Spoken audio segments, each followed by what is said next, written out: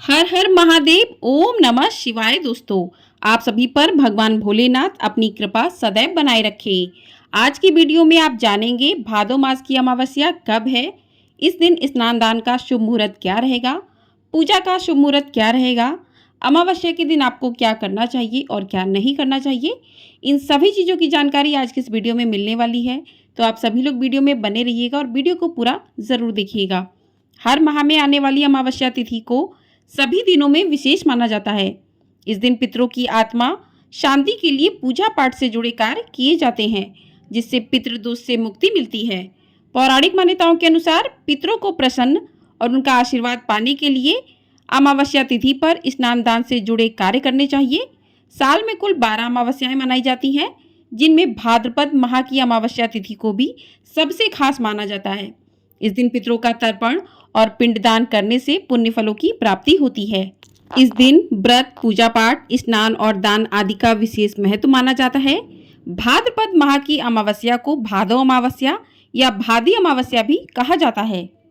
भाद्रपद माह की ये अमावस्या सोमवार के दिन पड़ रही है, इसलिए इस अमावस्या को सोमवती अमावस्या का भी विशेष संयोग बन रहा है। सभी अमावस्या में सोमवती अमावस्या का बहुत अधिक महत्व माना जाता है। कहते हैं कि इस दिन जो उपाय कर लेते हैं उनसे भक्तों के सभी कष्ट दूर हो जाते हैं।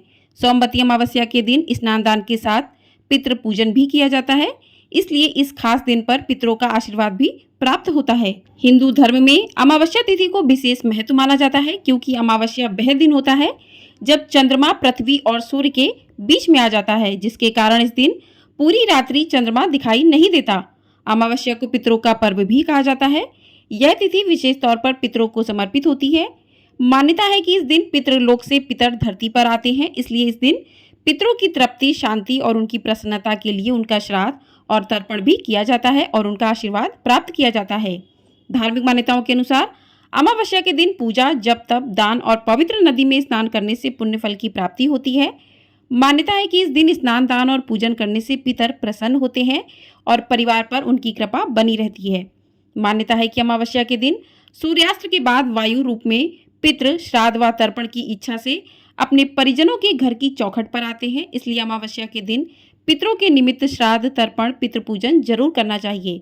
इससे पितरों को तृप्ति मिलती है और उन्हें मोक्ष की प्राप्ति होती है।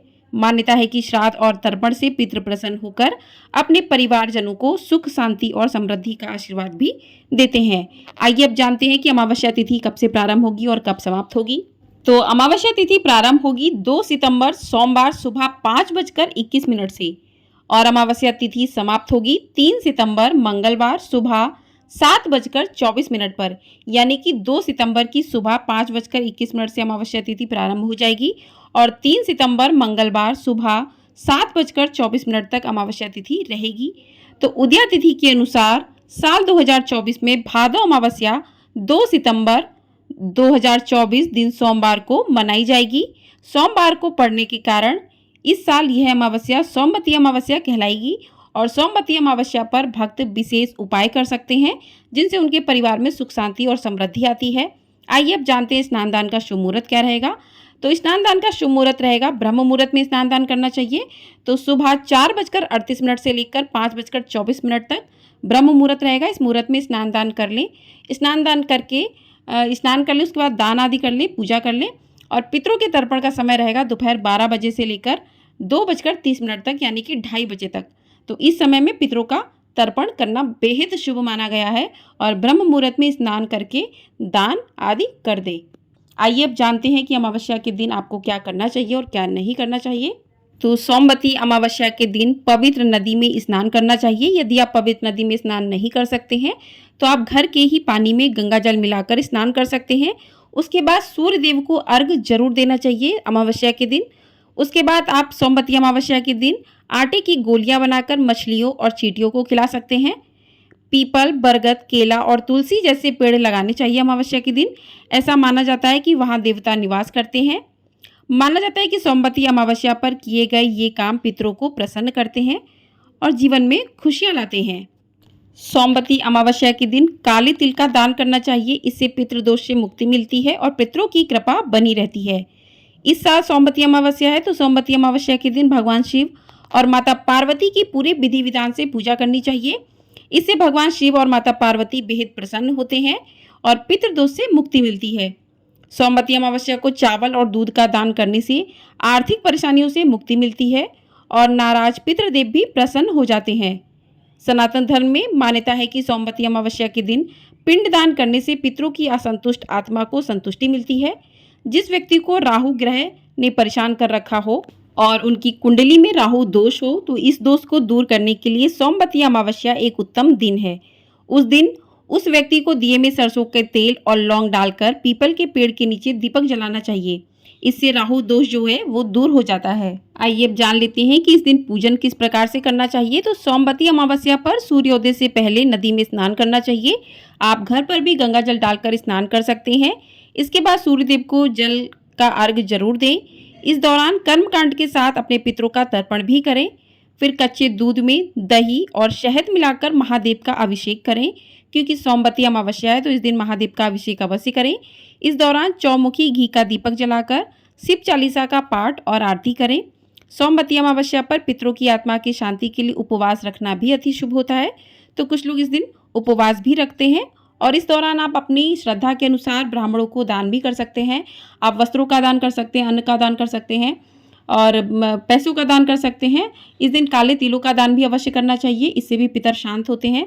तो इस प्रकार से आप जो है दान कर सकते हैं। ब्राह्मणों को घर पर बुलाकर भोजन भी करवा सकते हैं। चींटियों को आटा डाल सकते हैं, मछलियों को आटे की लोई खिला सकते हैं। इस दिन आप जो है माता लक्ष्मी के सामने दीपक जलाएं, उससे माता लक्ष्मी भी प्रसन्न होती हैं। तो इस प्रकार से आप पूजन करके और कुछ उपाय करके अपने घर में सुख समृद्धि का ला सकते हैं। और आप इस दिन जो है सोमवती अमावस्या की कथा को भी पूजा करते समय अवश्य सुने। कथा सुनने से भी भक्तों की सभी मनोकामनाएं जो है पूर्ण होती हैं और पितरों का आशीर्वाद सदैव ही बना रहता है। तो आपको सोमवती अमावस्या की कथा हमारे चैनल पर मिल जाएगी, तो उसे भी अवश्य सुनिएगा। और आपने यदि चैनल को सब्सक्राइब नहीं किया तो चैनल को सब्सक्राइब ज़रूर कर लीजिए, ताकि चैनल को सब्सक्राइब करने से आपको हमारी आने वाली वीडियो तुरंत ही मिल जाएंगी। इस साल सोमवती अमावस्या पर कुछ शुभ योग भी बन रहे हैं। ज्योतिषी शास्त्र के अनुसार भाद्रपद माह की अमावस्या के दिन 2 शुभ योग का निर्माण हो रहा है। इस दिन सुबह सूर्योदय से लेकर शाम के 6:20 तक शिव योग रहेगा और इसके बाद सिद्ध योग रहेगा। शिव योग को लेकर मान्यता है कि इस योग में पूजा पाठ करने से देवी देवताओं की विशेष कृपा प्राप्त होती है और इस योग में पितरों का विधि विधान के साथ श्राद्ध और तर्पण करने से पितृदोष से भी छुटकारा मिलता है। तो ये 2 शुभ योग बन रहे हैं। शुभ योग में भगवान भोलेनाथ का अभिषेक करके उनका पूजन कर सकते हैं पूरी विधि विधान पूर्वक, जो कि शुभ योग सुबह सूर्योदय से लेकर 6:20 तक रहेगा। तो इस समय पर आप जो है भगवान भोलेनाथ का पूजन वगैरह कर सकते हैं, स्नान दान कर सकते हैं। आपको बेहद शुभ फलों की प्राप्ति होगी और पितरों का आशीर्वाद भी आपके परिवारजनों पर बना रहेगा। यदि किसी की कुंडली में काल सर्प दोष है तो इसे दूर करने के लिए भाद्रपद अमावस्या का दिन बहुत ही शुभ माना जाता है। अगर आपकी कुंडली में काल सर्प दोष है तो इस दिन किसी पंडित या विशेषज्ञ से नागबलि की पूजा करनी चाहिए। साथ ही चांदी के बने नाग नागिनी की पूजा करें और सफेद फूल के साथ इनको बहते हुए जल में प्रवाहित कर दें। काल सर्प दोष से राहत पाने के लिए यह विशेष अचूक उपाय है, तो इस उपाय को आप अमावस्या के दिन कर सकते हैं। भाद्रपद अमावस्या के दिन पीपल के पेड़ की पूजा करना भी बहुत शुभ माना जाता है। इस दिन सुबह पीपल के पेड़ पर जल में दूध मिलाकर अर्पित करें और 5 तरह की मिठाई भी रखें। इसके बाद सरसों के तेल का दीपक जलाकर अपने पितरों और भगवान विष्णु से प्रार्थना करें। इसके बाद हाथ जोड़कर पीपल की 7 बार परिक्रमा करें। ऐसा करने से पितरों का आशीर्वाद प्राप्त होता है। भाद्रपद अमावस्या के दिन पितृदोष से मुक्ति के लिए आटे के दीपक में तिल के तेल का प्रयोग करें और मौली की बाती बनाएं। दीपक में कुछ काले तिल भी डाल दें और उसे घर की दक्षिण दिशा में रख दें। इसके बाद कपूर को घर के मुख्य द्वार पर जलाएं। ऐसा करने से पितृ शांत होते हैं और पितरों का आशीर्वाद भी प्राप्त होता है। साथ ही घर की नकारात्मकता दूर होती है और सुख समृद्धि का वास होता है।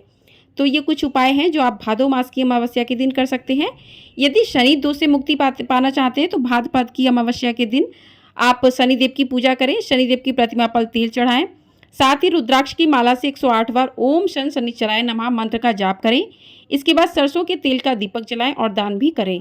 ऐसा करने से शनि दोष से मुक्ति मिलती है और शनि की 7.5 या ढैया के अशुभ प्रभाव में भी कमी आती है। तो इस प्रकार से इन उपायों को करके आप अपने ऊपर जो भी ग्रह दोष चल रहे हैं उनसे छुटकारा पा सकते हैं, क्योंकि अमावस्या का दिन इसीलिए होता है कि इस दिन जो भी काल सर्प दोष, राहु दोष इत्यादि कुंडली में रहते हैं तो उनको आप दूर कर सकते हैं। आपको ये जानकारी पसंद आई हो तो वीडियो को लाइक, शेयर और चैनल को सब्सक्राइब जरूर कर दीजिएगा। आपको हमारे चैनल पर अमावस्या की कथा भी अवश्य सुनाई जाएगी, तो उसे भी अवश्य सुनिएगा। हर हर महादेव।